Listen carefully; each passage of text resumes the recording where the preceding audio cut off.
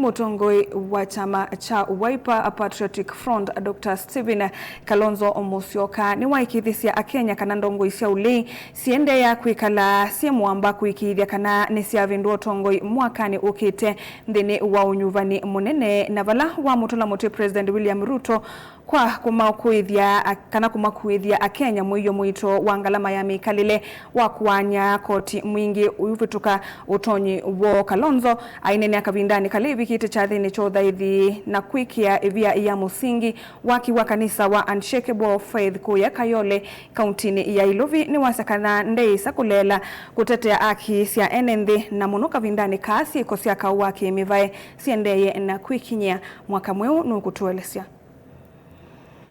Mutongoi wa chama cha Wiper Patriotic Front Stephen Kalonzo Musyoka vigere cha thini cha kwikethia ya musingi waki wa kanisa wa Unshakable Faith na ula Kayole County ni Ilovi ni watula muti President William Ruto kwa kuendea kumakuithia akenya mwiyo mwito wa koti mwingi na ula utumete maitaviwane uito wa ngalama ya mikalile ya kila muthenya. Compared the Zakayo na yule Zakayo sasa hivi from being a hustler nation to a taxed nation. Huyu Zakayo tulikuwa tunasema tutakata mti na vijana wa Gen Z walikata mti kusema kweli. Mwezi June katika historia ya nchi yetu hii ni mwezi wa ukombozi wa kiuchumi. Kwa hiyo tutakumbuka vile vijana Gen Z walikufa na badala ya Zakayo arudishe ushuru ambao alikitetea ushuru akasema wapigwe miguu. Aombewe jameni huyu Zakayo wa Kenya tumuombe.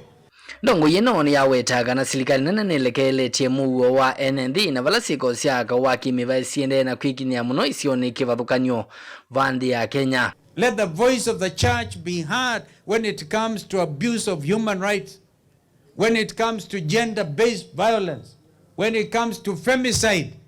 Yani watu wa Kenya wanakufa na wanauawa na vitu havijulikani. Zakayo yule wa Kenya badala ya kuacha makanisa waendelee kuhubiri neno la Bwana, kuna mipangilio walikuwa na mipango even to regulate it.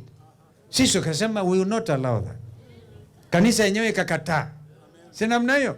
Kalonzo ingine waendea na kukathia amuika na alama yumisie kugitia kwamba kwa ngalama ya thayu vala wawetaka na mwei wa thanthatu withi wa kulilikana undu amuika malianile na utongoi muthuku. Sasa inakaribia the third anniversary of the Gen Z revolution, and we want to say we will never forget those children.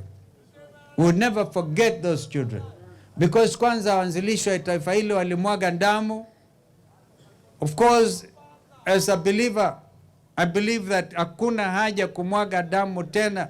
Ile damu Bwana Yesu alimwaga because of you and me inatosha. We don't want to be a bleeding nation. Haiwezekani kila mahali watu wa Kenya wanauawa kiolela na bunduki ambazo wao wenyewe wanazinunua kupitia ushuru. Livotia vilingi wa Muvone toa mwaka mweu.